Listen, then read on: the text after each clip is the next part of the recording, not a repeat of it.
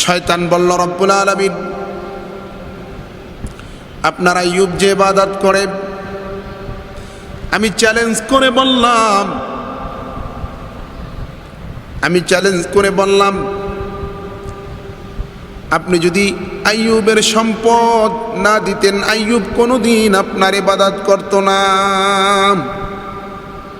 বলে, আইয়ুবকে যদি সম্পদ না দিতেন, আইয়ুব ইবাদত করত না। বলে, না, আমার আইয়ুব তো এমন না।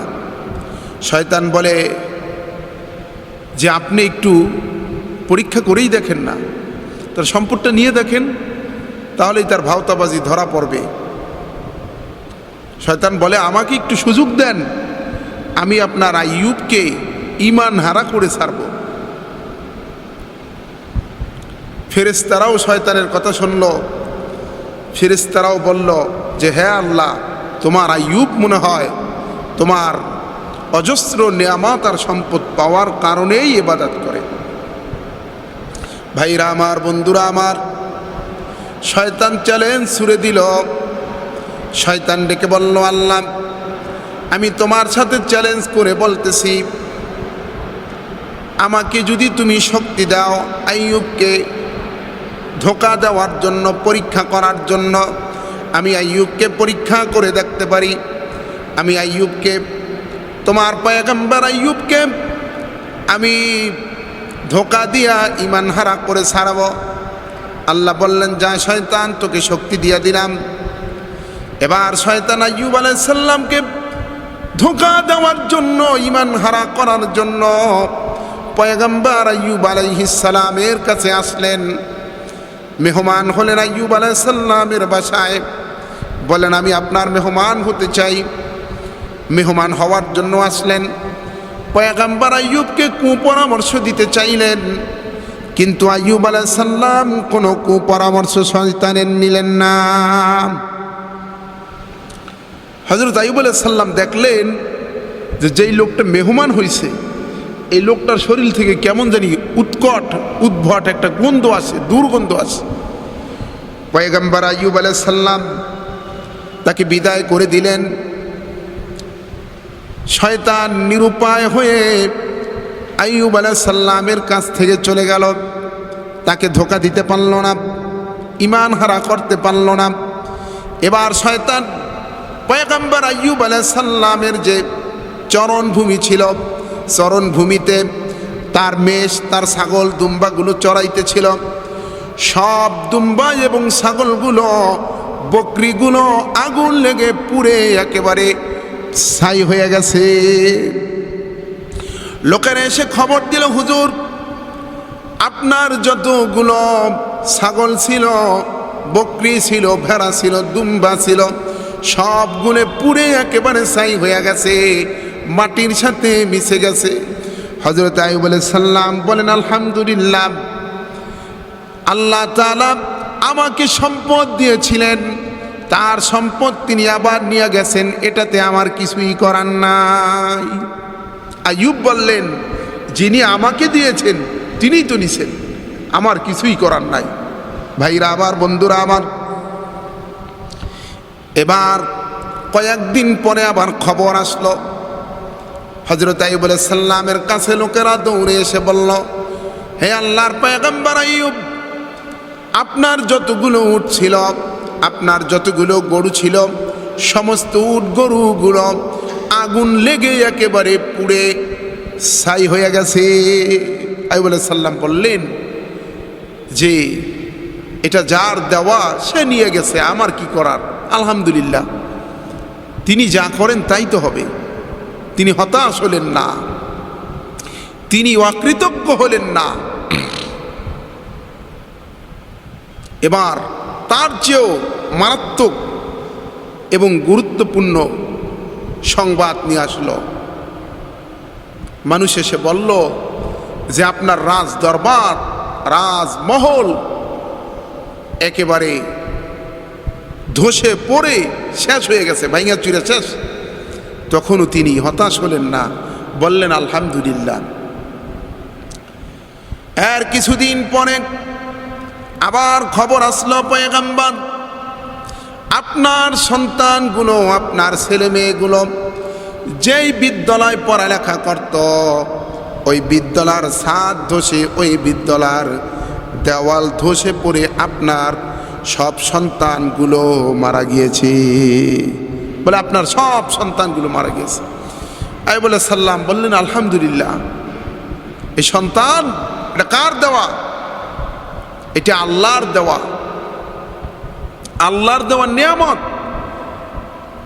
দুনিয়ার সন্তান সম্পদ এটা আল্লাহকে বলেছে, আল্লাহ বলেছেন এটা কি? এটা তোমাদের জন্য অলংকার স্বরূপ।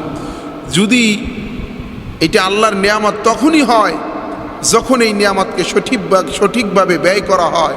ঠিকভাবে যদি আমরা ইবাদত করি, আল্লাহর হুকুম হাকাম পালন করি, তাহলে এই দুনিয়ার নাজ নিয়ামত আমাদের জন্য, দুনিয়ার সন্তানাদি এগুলো আমাদের জন্য অলংকার হবে। আর যদি আমরা দুনিয়ার নিয়ামত পাইয়া আল্লাহ তাআলার বিধানকে ভুলে যাই, আল্লাহ তাআলার হুকুমকে ভুলে যাই, তাহলে এটা দুনিয়ার সন্তান সম্পদ, এটা আমাদের জন্য হবে পরীক্ষা, আমাদের জন্য হবে ফিতনার কারণ। ইন্নামা আমওয়ালুকুম ওয়া আওলাদুকুম ফিতনা ওয়া আওলাদুকুম ফিতনা। তো এই জন্য ভাইরা আমার, এই সম্পদ, এই সন্তান এটা কার? আল্লাহ তাআলার দেওয়া নিয়ামত। তো পয়গম্বর আইয়ুব আলাইহিস সালাম ডেকে বললেন, আমার সন্তান এটা আমার আল্লাহ তাআলার দেওয়া নিয়ামত ছিল, আল্লাহর দেওয়া সম্পদ ছিল, আমার আল্লাহ নিয়ে গেছেন। আল্লাহ যখন নিয়ে যাবেন আমার বলার কিছুই নাই। আলহামদুলিল্লাহ, বরঞ্চ আমি খুশি এজন্য আমার সন্তানগুলো বিল্ডিংয়ের নিচে, দেওয়ালের নিচে পড়ে মারা গিয়েছে। আমার সন্তানগুলো শাহাদাতের মর্যাদা পেয়েছে। বলে আমার সন্তানগুলো কি হয়েছে? শাহাদাতের মর্যাদা পেয়েছে, এজন্য আমি খুশি। তো আল্লাহ হয়তো এটার ভিতরে আমার জন্য কোনো কল্যাণ রেখেছেন। এটা আইয়ুব আলাইহিস সালাম বললেন, আল্লাহ যে এগুলো নিতেছেন, তো এটার ভিতরে আল্লাহ আমার জন্য কোনো কল্যাণ রেখেছেন। দেখেন, যেই লোকটা আল্লাহ তাআলার কোনো ইবাদত ছাড়ে না, নফল ছাড়ে না, সবসময় জিকিরে থাকে, সবসময় সাজদার ভিতর থাকে, তিলাওয়াতে থাকে, সেই লোকটার প্রতি এমন পরীক্ষা চলে আসছে। সাধারণ মানুষের কাছে এটা কেমন যেন মনে হইতেছে যে আইয়ুব আলাইহিস সালাম আল্লাহ তাআলার এত বড় একজন পয়গম্বর, একজন নবী, একজন বাদশাহ, তিনি তদানীন্তন সময়ের বাদশাহ ছিলেন, তো তার উপরে এত মুসিবত, নিশ্চয়ই এটা আল্লাহ তাআলার কোনো গজব। মানুষ তো এইটা চিন্তা করতেছে। তার কিছুদিন পরে হযরত আইয়ুব আলাইহিস সালামের পায়ের ভিতরে একটা ফোসকা উঠল। এবার আরো মর্মান্তিক এবং দুঃসহ জীবন তার জন্য অপেক্ষা করতেছে সামনে। পায়ের ভিতর একটা ফোসকা ওঠার পরে ফোসকাটা ফেটে বিশাল বড় একটা ঘাও হয়েছে, আর ঘাওটা পুরো শরীরে ছড়িয়ে পড়েছে। এমন কুষ্ঠরোগ পয়গম্বর আইয়ুব আলাইহিস সালামের শরীরে দেখা দিল যে তার শরীরে কুষ্ঠরোগ হয়ে এমন পছন্দ ধরল যে এলাকার মানুষ তাকে এলাকা থেকে বের করে দিতে বাধ্য হলো। তার শরীরের, তার রক্ত এবং মাংস পচা পছন্দ ধরল, ঘা হয়ে পছন্দ ধরা শুরু করে দিল। আর তার শরীরের দুর্গন্ধ বাতাসের সাথে মিশে গিয়েছিল। আকাশ বাতাস তার শরীরের পচনের দুর্গন্ধে ভারী হয়ে গেছে। গ্রামের মানুষগুলো ডেকে ডেকে বলতে আছে, এই লোকটাকে এই গ্রামে রাখা যাবে না, গ্রাম থেকে বের করে দাও। পয়গম্বর আইয়ুব আলাইহিস সালাম বাদশাহ ছিলেন, নবী ছিলেন, ধনাঢ্য ব্যক্তি ছিলেন, লস্কর, পেয়াদা, সেনা সৈন্য কোনো দিক থেকে কম ছিল না। সন্তানাদিক দুনিয়ার এমন কোনো নিয়ামত নাই যে নিয়ামত আল্লাহ তাকে দান করেন নাই। অনেকগুলো স্ত্রী ছিল, ভাই ব্রাদার ছিল, আস্তে আস্তে আস্তে আস্তে বিপদে পড়ার পরে দুনিয়ার সব আত্মীয় স্বজন তার থেকে দূরে সরে গেল। এই জন্য বলে বিপদে বন্ধুর পরিচয়। আপনারা দেখবেন দুনিয়ায় আপনার যতদিন টাকা আছে, দুনিয়ায় যতদিন আপনার সম্পদ আছে, ততদিন আপনার পাশে বন্ধু বান্ধব আছে। এই জন্য বলে যে হাড্ডি দিলে কুকুর আসবেই। আপনি যতদিন হাড্ডি দিতে পারবেন, যতদিন আপনি খাবার ছিটাতে পারবেন, যতদিন আপনার পকেটে টাকা থাকবে, ততদিন আপনার বন্ধু থাকবে, ততদিন আপনার বান্ধব থাকবে, ততদিন আপনার ভাই থাকবে, ততদিন আপনার আত্মীয় স্বজন সবাই আপনার পাশে থাকবে। ভাইরা আমার, বন্ধুরা আমার, যখনই আপনার পকেট থেকে টাকা চলে যাবে তখন কেউ আর আপনাকে চিনবে না, কেউ খোঁজ নেবে না, কেউ ফোন দেবে না, কেউ আপনার বাড়িতে বেড়াতে আসবে না। টাকা আছে বারবার ফোন দিয়ে আপনার খোঁজ নেবে, টাকা আছে বারবার আপনাকে নিয়ে বেড়াতে যেতে চাইবে, টাকা আছে বারবার আপনাকে তাদের বাড়িতে এসে মেহমান হিসাবে ইনভাইট করবে। এটা তো আপনার দাম না, এটা আপনার টাকার দাম। আপনার টাকার কারণে আপনাকে ভালোবাসতেছে। ভাইরা আমার, বন্ধুরা আমার, তো পয়গম্বর আইয়ুব আলাইহিস সালাম, আল্লাহ তাআলা দুনিয়ার সব নিয়ামত তাকে দিয়েছিলেন, সন্তান আদি, স্ত্রী পরিজন সব তার ছিল, বন্ধু বান্ধব সব ছিল। যখন তার উপরে বিপদ চলে আসলো, আল্লাহর পরীক্ষা চলে আসলো, এখন তার টাকা নাই, তার সম্পদ নাই, তার বাড়ি নাই, তার বাদশাহী নাই, তার গবাদি পশু নাই, তার ক্ষেত খামার নাই, সব কিছু ধ্বংস হয়ে গেছে। এখন তার দুনিয়ার যত আত্মীয় স্বজন ছিল সবাই তার থেকে দূরে সরে গিয়েছে, এখন আর কেউ নাই। তবে একজন ব্যক্তি পয়গম্বর আইয়ুব আলাইহিস সালামের অতি আপনজন, অতি প্রিয়জন, তার নাম হলো বিবি রহিমা। এই বিবি রহিমা সবাই চলে গেছে, তার সব স্ত্রীগুলো দুঃখের দিনে চলে গিয়েছে। একজন স্ত্রী, তার নাম হলো বিবি রহিমা, যিনি দুঃখের দিনে স্বামীকে ছেড়ে কোথাও যায় নাই, যিনি দুঃখের দিনের সঙ্গী, আপনার দুঃখের দিনে আপনার পাশে যে থাকবে সেই হলো আপনার প্রকৃত বন্ধু, প্রকৃত বান্ধব। হযরত আইয়ুব ডেকে বলেন, বিবি রহিমাকে ডেকে বলেন, সবাই তো চলে গেল, তুমি গেলে না, তুমি যাও না কেন? বিবি রহিমা ডেকে বললেন, স্বামী আমার, এ আমার প্রাণ প্রিয় স্বামী, আমি কোথায় যাব? স্বামীর দরজা ছাড়া পৃথিবীতে স্ত্রীর জন্য আর কোনো যাওয়ার মতন উত্তম দরজা নাই। স্বামীর দরজাই হলো স্ত্রীর জন্য সবচেয়ে নিরাপদ দরজা। বলে, আপনি সুখের দিনে আমাকে যেইভাবে ভালোবেসেছেন, আজকে দুঃখের দিনে আমি আপনাকে ছেড়ে যাব। আজকে দুঃখের দিনে আপনার খেদমত প্রয়োজন, আপনার দেখাশোনা প্রয়োজন। আপনি সুখের দিনে আমাকে দেখাশোনা করেছেন, আমার যখন যেটা প্রয়োজন দিয়েছেন, আজকে দুঃখের দিনে আমি আপনার কাছে থেকে আমি আপনার খেদমত করে নিজেকে ধন্য করতে চাই। ভাইরা আমার, আমার দেশের মা বোনেরা, স্বামীর সম্পদ নিয়ে চম্পট হয়ে যায়। স্বামী বিদেশে থাকে, টাকা পাঠায়, সে টাকা নিয়ে ভাইগা যায়, পরকিয়া করে। স্বামী কষ্ট করে করে মাথার ঘাম পায়ে ফালাইয়া রৌদ্রের ভিতর জীবন মরণ ঝুঁকি নিয়ে কাজ করে বিদেশে, প্রবাসে, আর এখান দিয়া সে অন্য ছেলেদের সাথে পরকীয়ায় মত্ত থাকে। এমন আছে না নাই? আছে, অনেক আছে।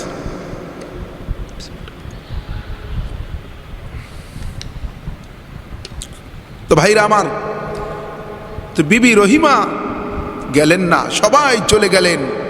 আল্লাহ তাআলার বান্দি বিবি রহিমা একাই স্বামীর কাছে থেকে গেলেন।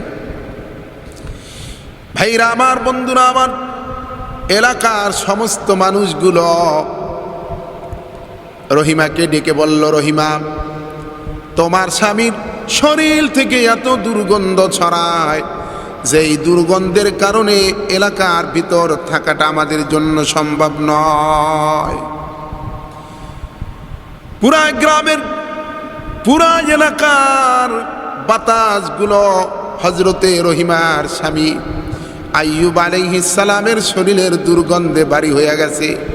মানুষ টিকতে পারে না, এলাকায় থাকতে পারে না। মানুষেরা ডেকে বলল, রহিমা তুমি তোমার স্বামীকে নিয়ে এলাকা থেকে চলে যাও। আল্লাহর বান্দি রহিমা নিজের স্বামীকে একটা চাটাইয়ের ভিতর উঠাইয়া কাঁধে নিয়া ওই এলাকা ছেড়ে অন্য এলাকায় চলে গেলেন। ওই এলাকায় যাওয়ার পরে ওই এলাকার মানুষগুলো ডেকে ডেকে বললেন, বিবি রহিমা তুমি এমন একজন ব্যক্তিকে নিয়ে আমাদের গ্রামে ঢুকেছো, যেই ব্যক্তি এত অসুস্থ, যেই ব্যক্তির শরীর থেকে এত দুর্গন্ধ ছড়ায়, যেই দুর্গন্ধে আমরা কেউ বাড়িতে ঘরে কোথাও থাকতে পারি না। অতএব তুমি তোমার স্বামীকে নিয়ে এখান থেকে চলে যাও। এইভাবে করে এক নয় দুই নয় 60টি গ্রাম পার করেছে। 60টি গ্রামে বিবি রহিমা তার স্বামীকে নিয়ে গিয়েছে। কাঁধে করে স্বামীকে নিয়ে এক গ্রাম থেকে আরেক গ্রামে, এক গ্রাম থেকে আরেক গ্রামে, এইভাবে করে 60টি গ্রাম তিনি অতিবাহিত করেছেন। 60টি গ্রাম পার করেছেন, কেউ তাকে থাকতে দেয় নাই। কাঁধে স্বামীকে নিয়ে চলে গেছেন। বলে কাঁধে নিয়েছে কিভাবে? হযরত আইয়ুব আলাইহিস সালাম যখন অসুস্থ হয়ে গেলেন, অসুস্থ হওয়ার পরে তার শরীরটা শুকিয়ে এমন কাঠ হয়ে গেছে যে রহিমার মতন মহিলা মানুষও তাকে কাঁধের উপর তুলে চাটাইয়ের ভিতর করে এক গ্রাম থেকে আরেক গ্রামে এইভাবে করে 60টি গ্রাম অতিবাহিত করেছে।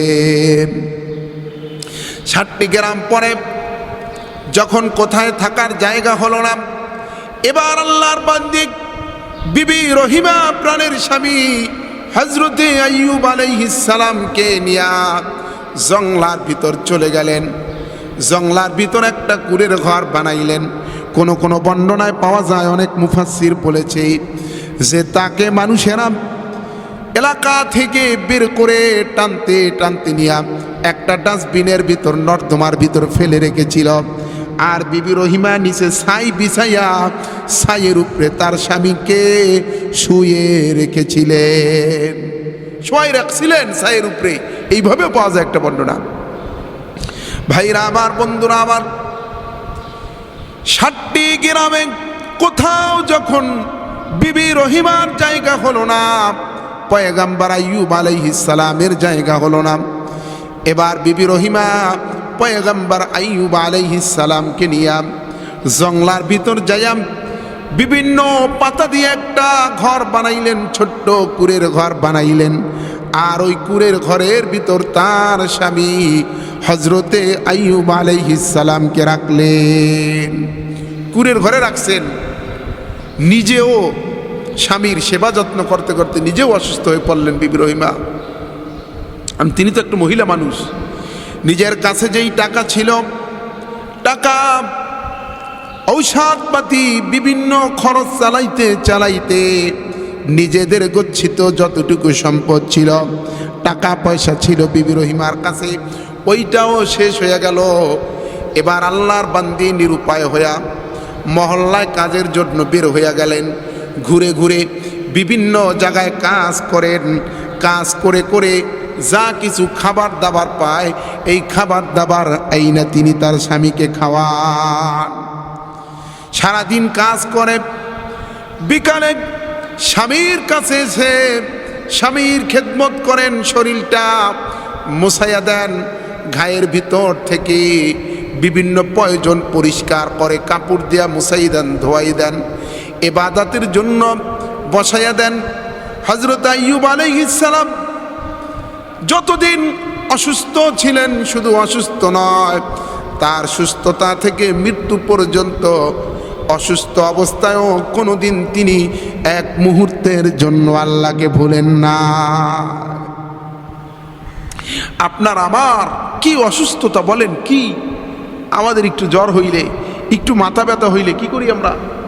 একবারে নাই হুজুর, শরীরটা ভালো না, কি ভাই মসজিদে দেখলাম না, নামাজে কেন আসলেন না, বলে হুজুর শরীরটা ভালো ছিল না। কি হয়েছে? বলে মাথা ব্যথা, জ্বর ছিল। ভাই আমার, এমন কোনো অসুস্থতা তোমার হয় নাই যে অসুস্থতার কারণে তুমি নামাজে আসতে পারতা না? পয়গম্বর আইয়ুব আলাইহিস সালাম 18 বছর পর্যন্ত অসুস্থ ছিলেন। শরীরের 2টি অঙ্গ ছাড়া, শুধু জিহ্বা এবং হৃৎপিণ্ড কলিজা ছাড়া এমন কোনো জায়গা নাই যেই জায়গায় পয়গম্বর আইয়ুবের পোকায় ধরে নাই।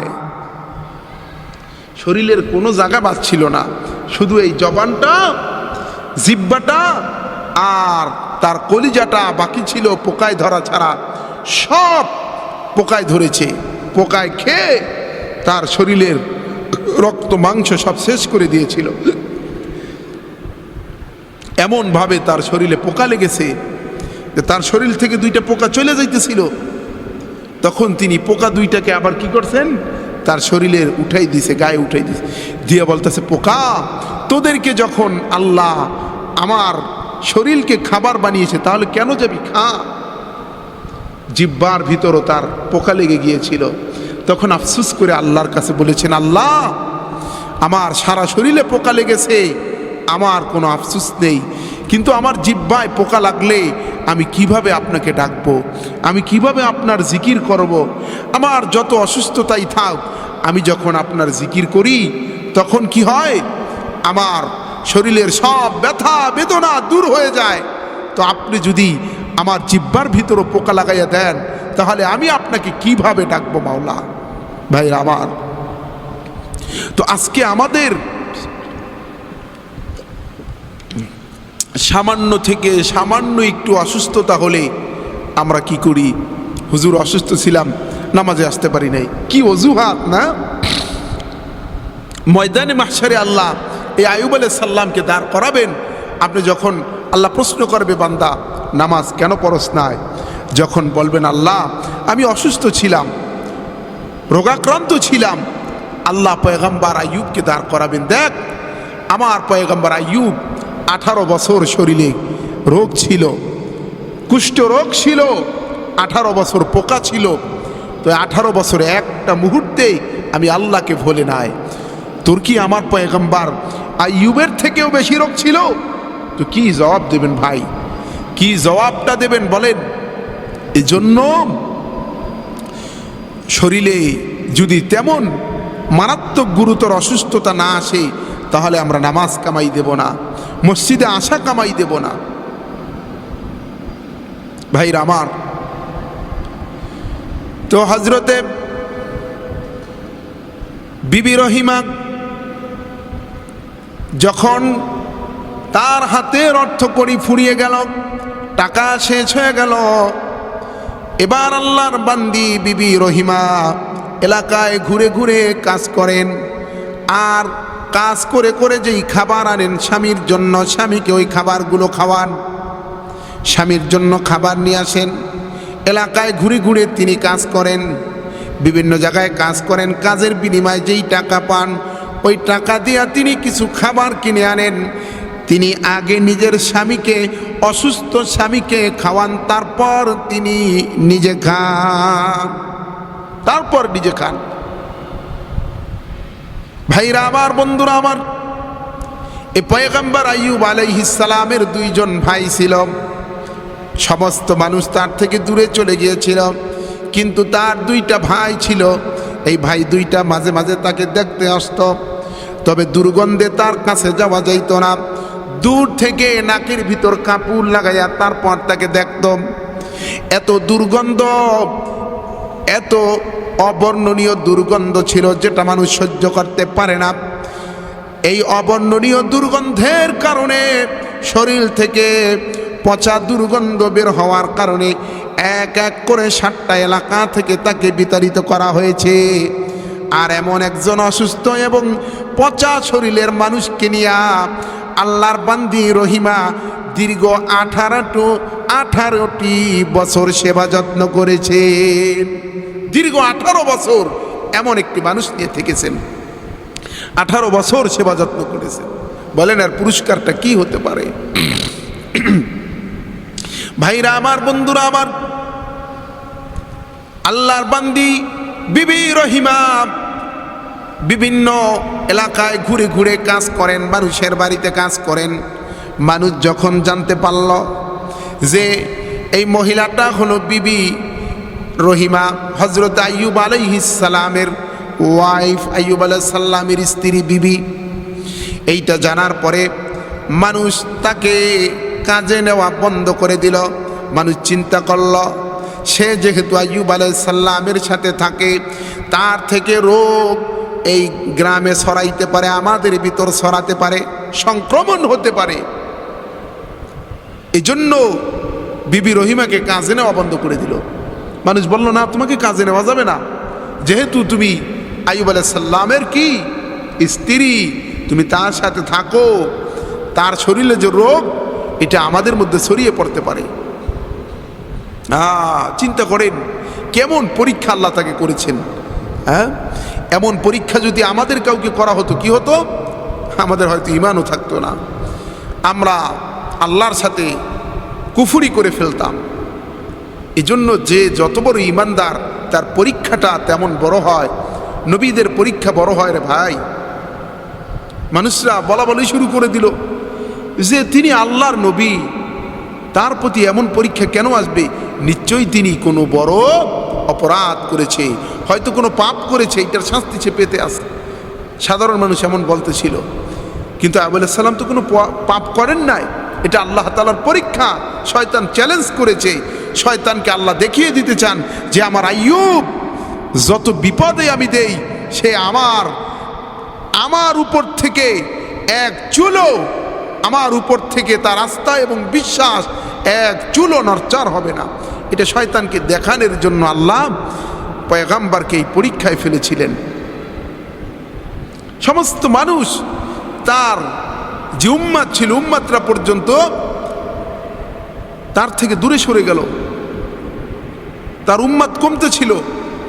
মানুষ চলে গেল যে না, সে যদি নবী হয়, সে যদি সত্য হয়, তাহলে কেন তার প্রতি এমন বিপদ আসবে? নিশ্চয়ই সে কোনো গুনাহ করেছে, পাপ করেছে, এই জন্য আল্লাহ তাকে কি দিতেছে? শাস্তি দিতেছে। না রে ভাই, এটা আল্লাহ তাআলার পরীক্ষা। আপনার উপর যখন কোনো মুসিবত আসবে, যদি রোগশোক আসে, এইটা যে আল্লাহ তাআলার পক্ষ থেকে পরীক্ষা বা এটা আল্লাহ তাআলার পক্ষ থেকে গজব, এটা আপনি কিভাবে বুঝবেন?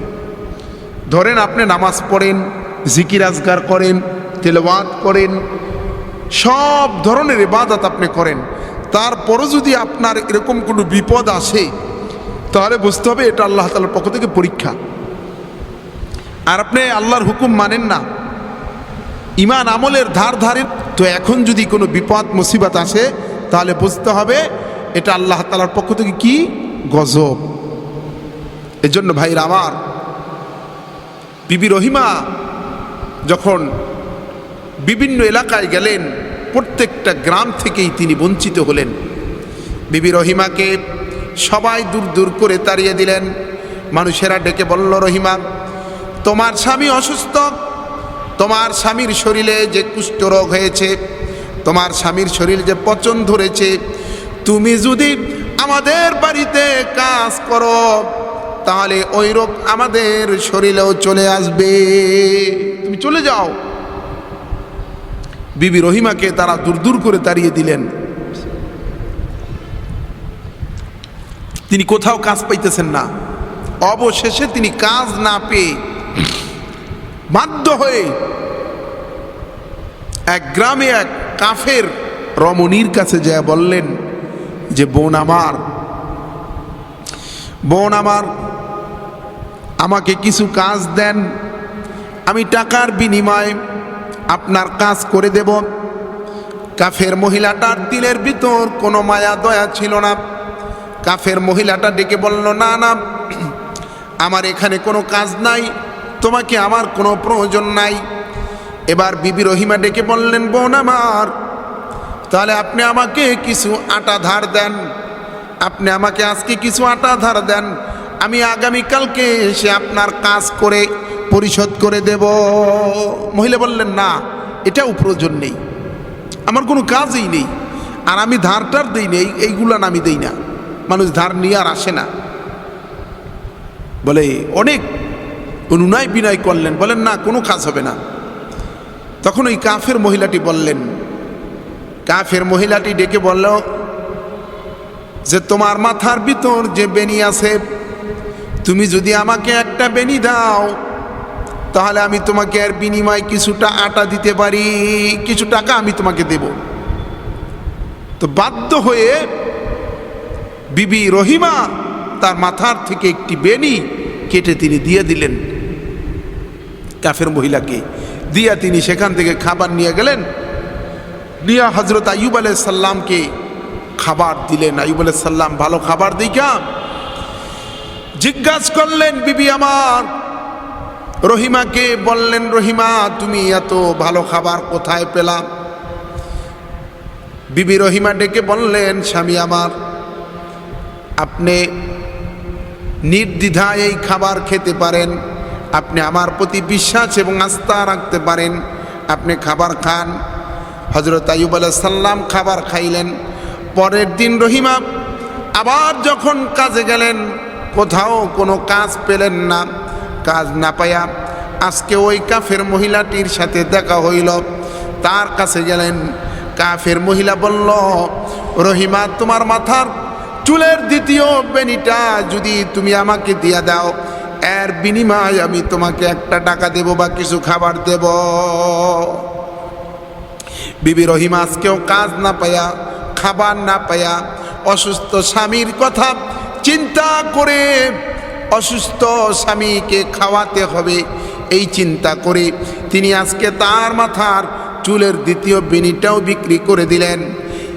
এই চুলের বেনি বিক্রি করে তিনি যখন অর্থ নিয়ে স্বামীর দিকে রওনা করলেন, ইতিমধ্যে শয়তান একটা দরবেশের ভেষ ধইরা, পীরের ভেষ ধইরা, মুরব্বীর ভেষ ধইরা শয়তান হযরতে আইয়ুব আলাইহিস সালামের কাছে যে বলতে আছেন, পয়গম্বর আইয়ুব আপনি এখানে, আপনি রহিমার দেওয়া খানা খাইতেছেন, কিন্তু আপনি কি জানেন আপনার স্ত্রী রহিমা কোথা থেকে কিভাবে খাবার এনে আপনাকে খাওয়ায়? আপনি কি জানেন? আমি ফ্যানটা বন্ধ করে দাও। বলে আপনি কি জানেননি কোথা থেকে কিভাবে রহিমা আপনাকে খাবার এনে খাওয়ায়? বলে না না। বলে আপনার স্ত্রী খারাপ কাজ করে, আপনার স্ত্রী খারাপ কাজ করে, বাজে মহিলা, আপনার স্ত্রী চুরি করে, খারাপ কাজ করে ধরা পড়েছে, এজন্য এলাকাবাসী তার মাথার দুইটা বেনি কেটে রেখে দিয়েছে। এলাকার মানুষ তার চুল কাইটা তাকে নাইরে বানাই দিচ্ছে। দেখেন আপনি, হযরত আইয়ুব আলাইহিস সালাম শয়তান মর্দুদের কথা বিশ্বাস করলেন, কারণ তিনি তো জানেন না এটা শয়তান। শয়তান দরবেশের ভেষ ধরা, সুপির ভেষ ধরা পয়গম্বরের কাছে আসছে। এবার রহিমা যখন আসলেন, রহিমা আসার পরে হযরত আইয়ুব আলাইহিস সালাম বললেন, রহিমা খাবার কোথায় পেয়েছো? বলে আপনি খান, আপনি আমার প্রতি বিশ্বাস রাখুন, আমি কোনো খারাপ কাজ করি নাই, অনৈতিক কাজ করি নাই, আমি কাজ করেই আপনার জন্য খাবার এনেছি। বলে তোমার মাথার চুল দেখি।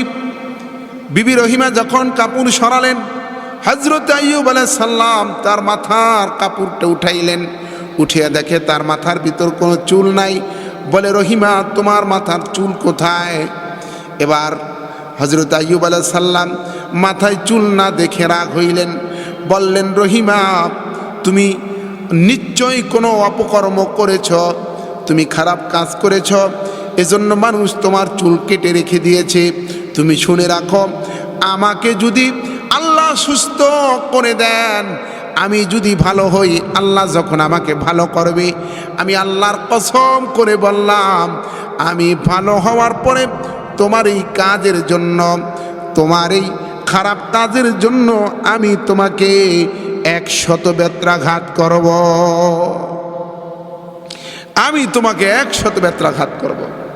ভাইরা আমার, বন্ধুরা আমার, রহিমা অনেক বুঝাইলেন, স্বামী আমার, আমি কোনো অন্যায় করি নাই, অপরাধ করি নাই। হযরত আইয়ুব হযরত আইয়ুব আলাইহিস সালাম কি করলেন? কসম করে বসলেন, আর কোনো উপায় নাই। ভাইরা আমার, বন্ধুরা আমার, পরের দিন আইয়ুব আলাইহিস সালামকে রেখে বিবি রহিমা চলে গেলেন কাজের জন্য। হযরত আইয়ুব আলাইহিস সালাম রোজা রেখেছেন। কাজ করতে যায় কোথাও আইয়ুব আলাইহিস সালামের বিবি রহিমা কোথাও কাজ পাইলেন না। কোথাও কাজ না পাইয়া হতাশ হয়ে গেলেন। আমার স্বামী রোজা অবস্থায় আছে, স্বামীকে কি খাওয়াবো, কি করাবো, এই চিন্তা ভাবনা করতেছেন, এই চিন্তা ভাবনা করতেছেন। আর এদিকে আল্লাহ রব্বুল আলামিন, এদিকে আল্লাহ রব্বুল আলামিন, এদিকে আল্লাহ রব্বুল আলামিন জিব্রাইলকে পাঠাই দিলেন।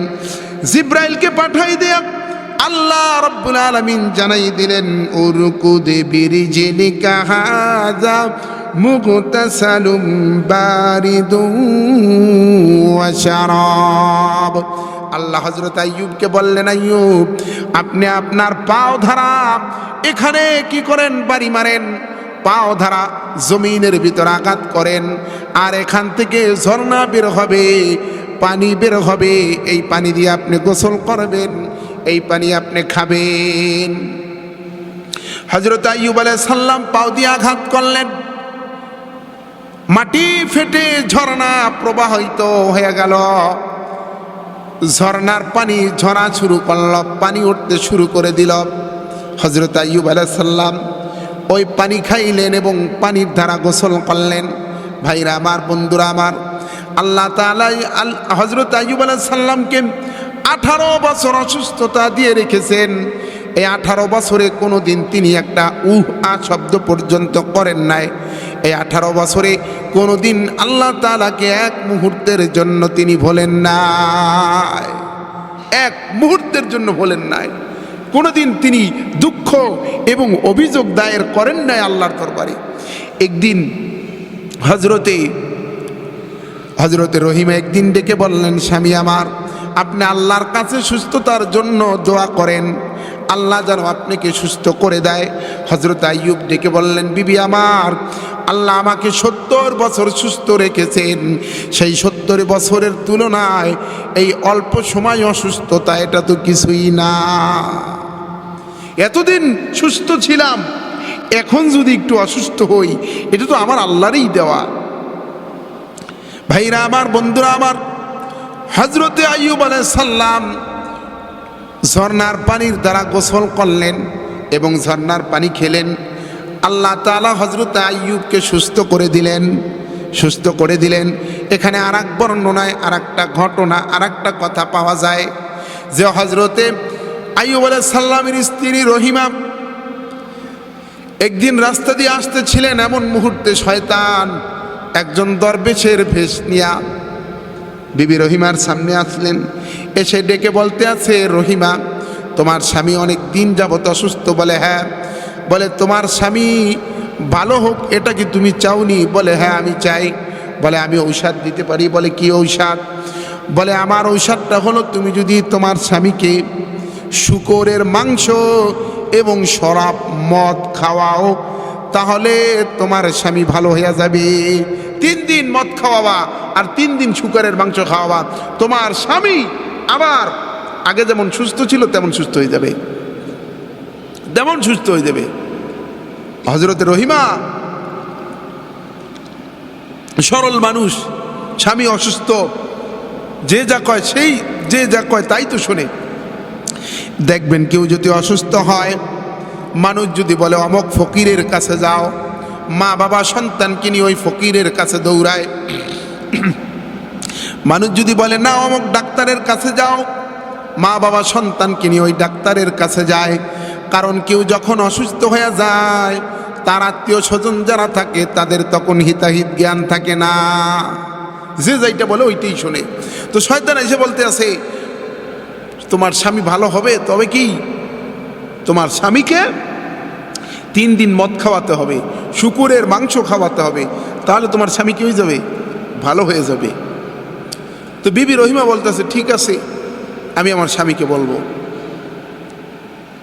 তো যখন এসে হযরত আইয়ুব আলাইহিস সালামকে বললেন, তাহলে হযরত আইয়ুব আলাইহিস সালাম রাগ হইলেন। রাগ হইয়া তিনি বললেন, রহিমা, তুমি কেন বললা না? মরদুদ শয়তান তোমাকে ধোঁকা দিয়েছে, তুমি শয়তানকে মুখের উপরে কেন না করে দিলা না, না বললা না? তুমি কেন আমার কাছে আবার জিজ্ঞাসা করতে আসলা? এই কথা কেন তুমি আমাকে বললা? এজন্য আল্লাহ যদি আমাকে সুস্থ করেন, আমি সুস্থ হওয়ার পরে তোমাকে 100 বেত্রাঘাত করব। এই একটা বর্ণনা। তো হযরত আইয়ুব আলাইহিস সালাম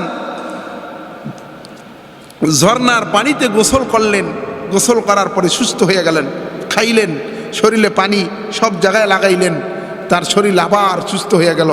আগে যেমন সুন্দর ছিল এখন তার চেয়ে দ্বিগুণ সুন্দর হয়ে গেল। সুবহানাল্লাহ। বিবি রহিমা গ্রাম থেকে কোথাও কোনো কাজ না পেয়া নিরুপায় হইয়া ঘুরতে ঘুরতে স্বামীর কাছে চলে আসলেন, কুড়ের ঘরে আসলেন। সেই পাতা দিয়া বানানো কুড়ের ঘরটা, সেখানে খোঁজ করলেন, দেখেন তার স্বামী কোথাও নাই। ঘরে খুঁজলেন, কোথাও নাই। বাহিরে খুঁজলেন, কোথাও নাই। খুঁজতে খুঁজতে হতাশ হয়ে গেলেন। হজরতে রহিমা কান্না করতেছেন, হায় রে, আমার অসুস্থ স্বামীকে জানি না বাঘে খেয়েছে নাকি সিংহতে খেয়েছে। আমার অসুস্থ স্বামী কোথায় গেল? কি হলো? বাঘে খাইলো নাকি সিংহতে খাইলো? চিন্তা করতেছেন আর স্বামীকে খুঁজতেছেন, কোথাও নাই। এমন মুহূর্তে একটা লোক দেখতেছে উঁচা স্থানে বৈশা রয়েছে। আইয়ুব আলাইহিস সালাম একটা পোলের উপরে ছিল। তো পয়গম্বর আইয়ুব রহিমাকে ডেকে বললেন যে তুমি কাকে খুঁজতেছো, কি হয়েছে, তুমি কি কাউকে খুঁজতেছো? রহিমা বললেন, হ্যাঁ, এখানে আমার স্বামী ছিল, তিনি আল্লাহর নবী, তিনি আমার স্বামী। তাকে বাঘে খেয়েছে নাকি কোথাও চলে গেছে বলতে পারি না। আমি আমার স্বামীকে খোঁজ করতেছি, কোথাও পাচ্ছি না। আপনি কি আমার স্বামীকে দেখেছেন কি না? বলে, তোমার স্বামী কেমন ছিল? বিবি রহিমা ডেকে বললেন, আমার স্বামী যখন সুস্থ ছিলেন তখন চেহারা দেখতে আপনার মতন ছিল, সুস্থ অবস্থায় আপনার মতন ছিল। আমার স্বামী দীর্ঘ 18 বছর অসুস্থ ছিল, এখানেই ছিল। আমার স্বামীকে আমি খুঁজে পাই না, দেখছেন নি? কাঁদতেছে। এবার আইয়ুব আলাইহিস সালাম তিনি তো হাসতেছেন, মিটু মিটু মিসমিস করে হাসে আর বলতেছে, আমি তোমার সেই স্বামী, আমি হলাম আইয়ুব। বলে, কি বলেন? বলে, হ্যাঁ, আমাকে আল্লাহ তাআলা সুস্থ করে দিয়েছেন। তো আইয়ুব আলাইহিস সালাম সুস্থ হয়ে গেলেন। এবার স্বামী স্ত্রী তারা দুজন বাড়িতে চলে গেলেন। আল্লাহ তাআলা তাকে সুস্থ করে দিলেন। স্বামী স্ত্রী দুজন বাড়িতে গেলেন। বাড়িতে যাওয়ার পরে তাদের 2টা উঠান ছিল। আইয়ুব আলাইহিস সালামের বাড়িতে 2টা উঠোন ছিল। একটি উঠান ছিল গমের, গম রৌদে দেওয়া হতো। আরেকটি উঠান ছিল জবের, জব রাখা হতো। তো আইয়ুব আলাইহিস সালাম বাড়িতে গেলেন, যে দেখতেছে তার সুস্থ থাকা অবস্থায় যেমন তার রাজপ্রাসাদ ছিল, আল্লাহ তাআলা তার রাজপ্রাসাদকে আবার ঠিক করে দিয়েছেন। তার সন্তানেরা, হযরত আইয়ুব বাড়িতে যে দেখেন তার সন্তানগুলো খেলাধুলা করতে আছেন, তার বিবিরা ফিরে এসেছে, তার আত্মীয় সন্তান, আত্মীয় স্বজন সব ফিরে এসেছে, সবাই আগের মতন ফিরে এসেছে। হযরত আইয়ুব আলাইহিস সালাম আগে যেই সন্তান ছিল তার চেয়ে দ্বিগুণ সন্তান আল্লাহ তাআলা তাকে দান করলেন। আগে যেই সম্পদ ছিল তার চেয়ে দ্বিগুণ সম্পদ আল্লাহ তাকে দান করলেন। আইয়ুব আলাইহিস সালাম বাড়িতে যাওয়ার পরে 2টা উঠানের ভিতর আল্লাহ তাআলার রহমতের স্বর্ণের বৃষ্টি বর্ষণ হলো। একটা উঠানে স্বর্ণের বৃষ্টি বর্ষণ হলো, গমের উঠানে স্বর্ণের বৃষ্টি বর্ষণ হলো, জবের উঠানে রূপার বৃষ্টি বর্ষণ হলো। এমন কি এত স্বর্ণ আর এত রূপা আসমান থেকে বৃষ্টির মতন বর্ষণ হলো যে গড়াইয়া গড়াইয়া উঠান ভৈরা গড়াইয়া গড়াইয়া যাইতেছিল। সুবহানাল্লাহ, আল্লাহ তাআলা তাকে এত দেওয়া দিয়েছেন। ভাইরা আমার, আপনি যখন বিপদে মুসিবতে আল্লাহ তাআলার দেওয়া পরীক্ষায় ধৈর্য ধরবেন, আল্লাহ তাআলা পরবর্তীতে আপনাকে তার চেয়ে আর উত্তম প্রতিদান দান করবেন। যে আল্লাহ বান্দাকে যখন বড় কোনো নিয়ামত দিতে চায়, তখন আল্লাহ তাআলা বান্দার ছোট নিয়ামত অনেক সময় নিয়ে যায়, নিয়া বান্দাকে আল্লাহ তাআলা কি করেন, বড় নিয়ামত দেন। হযরত আইয়ুব আলাইহিস সালাম সব ফিরে পাইলেন, সন্তান আদি এবং স্ত্রী, তার সম্পত্তি, আল্লাহ তাআলা তাকে সব কিছু দ্বিগুণ রূপে ফিরিয়ে দিলেন। তো এই আইয়ুব আলাইহিস সালাম তিনি একদিন, এক বর্ণনা এসেছে, গোসল করতেছিলেন বিবস্ত্র অবস্থায়, কাপড় খুলে গোসল করতেছিলেন ঝর্ণার পানিতে। এমন মুহূর্তে তিনি দেখেন আসমান থেকে আল্লাহ তাআলার দেওয়া স্বর্ণের প্রজাপতি নিক্ষিপ্ত হচ্ছে। জমিনের ভিতর আল্লাহ তাআলার দেওয়া স্বর্ণের প্রজাপতি, স্বর্ণের পঙ্গপাল পড়তেছে। তো এইগুলা আনাবার আইয়ুব আলাইহিস সালাম কি করলেন, ধরে ধরে কাছাইয়া তিনি তার কাপড়ে রাখতেছিলেন। আল্লাহ বললেন, আইয়ুব, তোমাকে যা দিয়েছি সেটা কি কম, আরো দরকার? আইয়ুব আলাইহিস সালাম বলেন, আল্লাহ, আপনার দেওয়া রহমত এইটা কি কেউ নিতে অস্বীকার করতে পারে? এইটার ব্যাপারে কেউ তার হাতকে গুটিয়ে নিতে পারে? এটা হতে পারে না। আপনার দেওয়া রহমত পড়তেছে, বর্ষণ হচ্ছে, এইটা আমি নেব না, এইটা হতে পারে না। আমি এমন লোক না যে আমার রবের রহমতকে আমি ঠেলে দেব, রবের দেওয়া নিয়ামত বরকতকে আমি ঠেলে দেব, এটা হতে পারে না।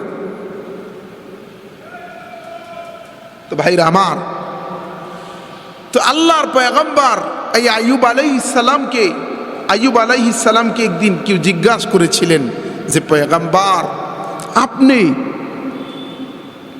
আপনার জীবনে যে অসুস্থ ছিলেন এবং এখন যে সুস্থ আছেন, আপনার সুস্থতার জীবন উত্তম ছিল নাকি অসুস্থতার জীবন উত্তম ছিল?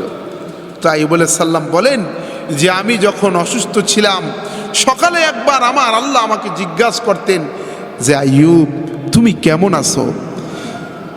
এই কথা জিজ্ঞাসা করার কারণে সন্ধ্যা পর্যন্ত আমি সমস্ত দুঃখ, যন্ত্রণা, কষ্ট ভুলে যাইতাম। আল্লাহ যখন আমাকে এটা জিগাইতেন, আমার আর কোনো কষ্ট হইতো না। আবার সন্ধ্যায় আল্লাহ আমাকে জিগাইতেন, আইয়ুব, তুমি কেমন আছো? এইটা জিগানের পরে সারা রাত আমার আর কোনো দুঃখ কষ্ট হইতো না, সকাল পর্যন্ত আমি সব ভুলে যাইতাম। তো ভাইরা আমার, তো আইয়ুব আলাইহিস সালাম বলেন যে, যখন অসুস্থ ছিলাম তখন তো আল্লাহ আমাকে জিগাইতেন, সকালে একবার জিগাইতেন, সন্ধ্যায় একবার জিগাইতেন। সকালে একবার আল্লাহ আমার সাথে কথা বলতেন, সন্ধ্যায় একবার কথা বলতেন। এখন তো আর আল্লাহ আমাকে জিজ্ঞাসা করে না। তো আমার মনে হয় আমার অসুস্থতার জীবনেই ভালো ছিল, তখন আল্লাহ আমাকে জিগাইতেন। তো অসুস্থতা, সুস্থতা দুটোটাই আল্লাহর নিয়ামত, উভয়টাই আল্লাহ তাআলার পক্ষ থেকে বান্দার জন্য নিয়ামত। অসুস্থ অবস্থায় আল্লাহ তাআলার বান্দা গুনাহ খাতা মাফ করে দেন। বলে বান্দা যখন হাদিসে আসছে, অসুস্থ হয়ে যখন করে শব্দ করে ব্যথার যন্ত্রণায়, তখন আল্লাহ বলেন, ফেরেশতা, আমার বান্দার আমল নামায় লেখো, আমার বান্দা সুবহানাল্লাহ আলহামদুলিল্লাহর জিকির করতেছে, সুবহানাল্লাহ। বান্দা যখন চিৎকার করে ব্যথার যন্ত্রণায় কাঁদে, আল্লাহ বলে, ফেরেশতা, লেখো, আমার বান্দা আমার জিকির করতেছে, লা ইলাহা ইল্লাল্লাহ।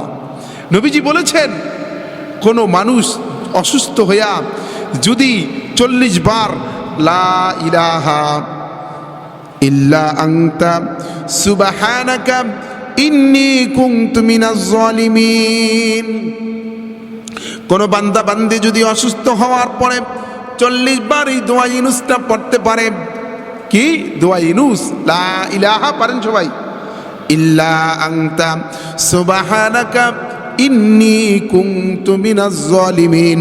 নবীজি বলেন, কোনো বান্দা বান্দি যদি অসুস্থ অবস্থায় 40 বার এই দোয়া ইউনুসটা পড়ে, আল্লাহ তাআলা তার জীবনের সব গুনাহ খাতা মাফ করে দেন।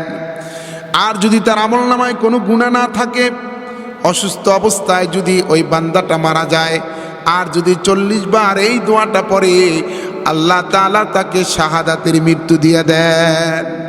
এজন্য আমরা এই দোয়া ইউনুস অসুস্থ হলে পড়ব, অসুস্থ হলে পড়ব ভাই। নবীজি বলেছেন বান্দা যখন অসুস্থ হয়, আল্লাহ নবী বলেন ফেরেশতাদের দোয়া যেমন মানুষের জন্য কবুল হয়, ফেরেশতাদের দোয়া যেমন পবিত্র, ফেরেশতারা যেই দোয়া করে আল্লাহ ওই দোয়া কবুল করে নেয়, ঠিক তদ্রূপভাবে কোনো বান্দা বান্দি যখন অসুস্থ হয় তখন তারা গুনাহ থেকে পবিত্র হয়ে যায়। তারাও যদি কোনো দোয়া করে ফেরেশতাদের মতন তাদের দোয়াও কবুল হয়। এজন্য কেউ অসুস্থ হলে তার কাছে যাইয়া নিজের জন্য দোয়া নেবেন ভাই। আইয়ুব আলাইহিস সালাম অসুস্থ ছিলেন, এক মুহূর্তের জন্য আল্লাহকে বলেন নাই আপনি আমি অসুস্থ হইলে আর আল্লাহ কি শুধু আমারই দেখে?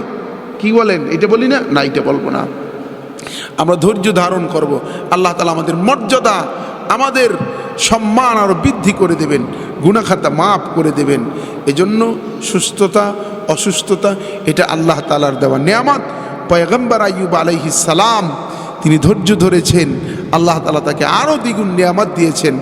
আমরাও যদি অসুস্থতার ভিতর বিপদ মুসিবতে ধৈর্য ধারণ করতে পারি, আল্লাহ তাআলা কি করবেন? আমাদেরকেও নেয়ামত, আল্লাহ তাআলার দেওয়া সম্পদ আরও দ্বিগুণ বৃদ্ধি করে দেবেন। আল্লাহ তাআলা আমাদের সকলকে বোঝার এবং আমল করার তৌফিক দান করুন।